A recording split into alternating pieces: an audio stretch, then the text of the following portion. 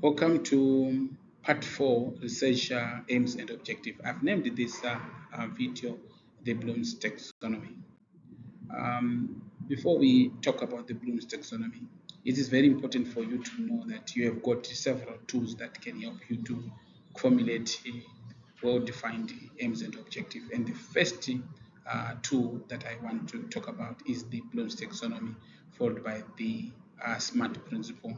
So let's go ahead and talk about the Bloom's taxonomy. The Bloom's taxonomy is a theory which was developed by Bloom himself, Benjamin Bloom, in 1956. And this theory has been expanded by several scholars in several universities. It's a one of the all-time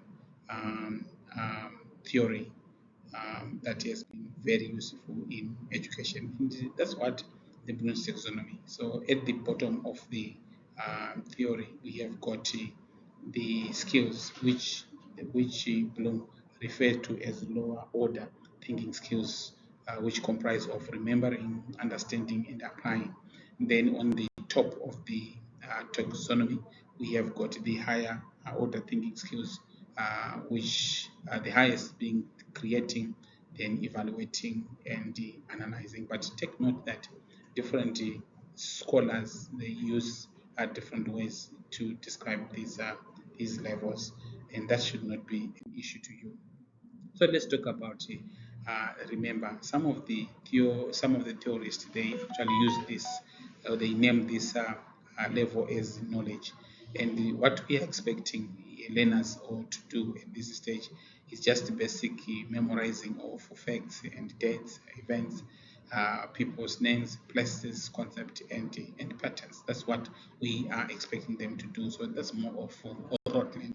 They're just memorizing. And in the stage number 2, which is understand, and some they call that level comprehension. Here, we are expecting the learner to explain the concept in their own words. We want them to demonstrate that they have actually understood what they have actually learned.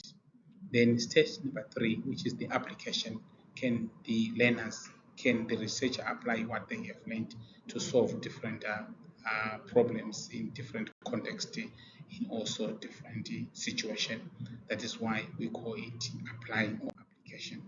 Then we have got stage 4, which is analyzing or analysis.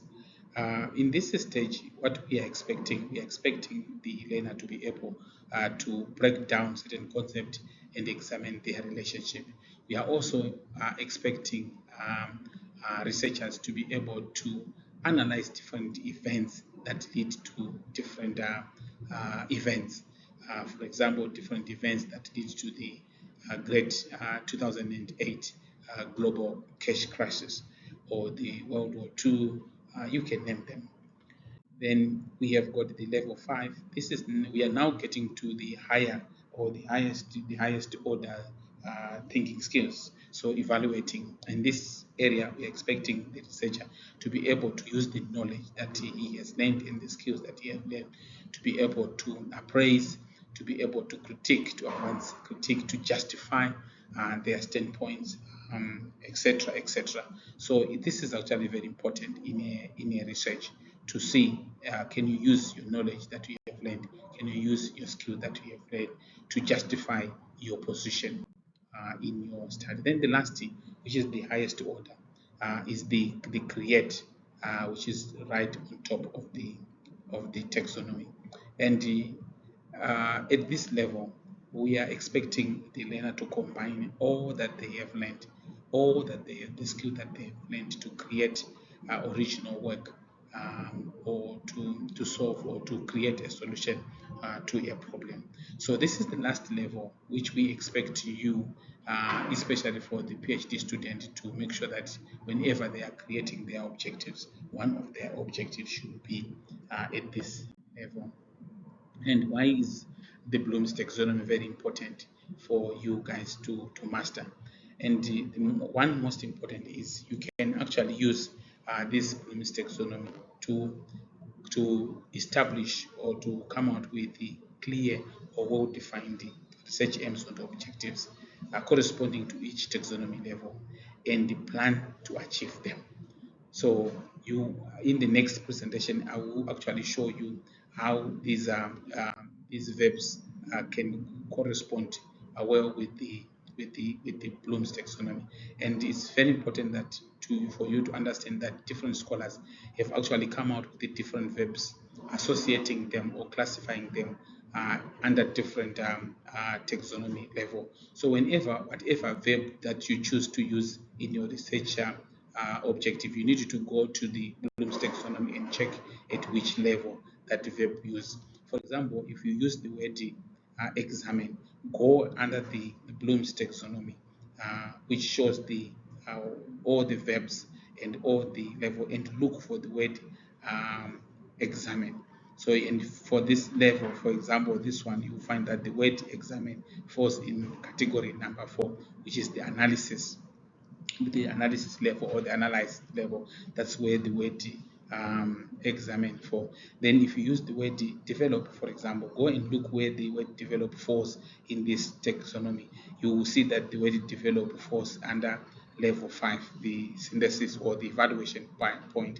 But don't also, you will see that different scholars have actually made it so difficult because they have actually moved different terms altogether between these, as they argue, or different universities have adopted different verbs or changed different taxonomy level, rename them, and create kind of some confusion. For example, in this level, level 5 here, it's synthesis, and the level 7 is evaluation.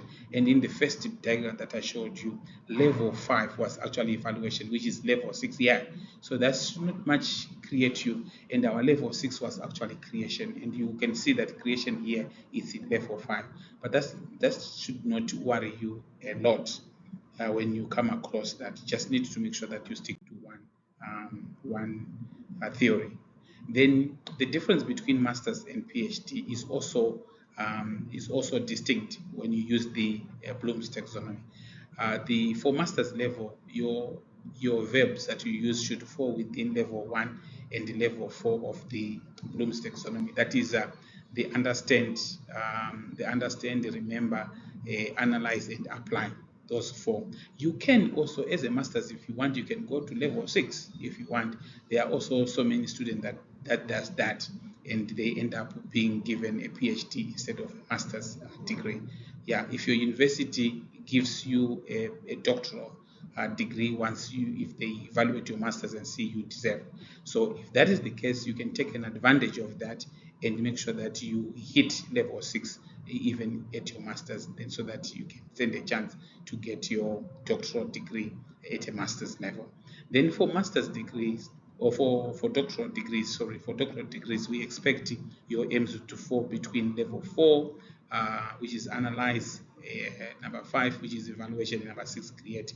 So we expect them to fall within that level 5 and level 6, 4 to 6 of the Bloom's taxonomy, for us to say, yes, you have managed to meet the requirement for the doctoral degree level. Thank you.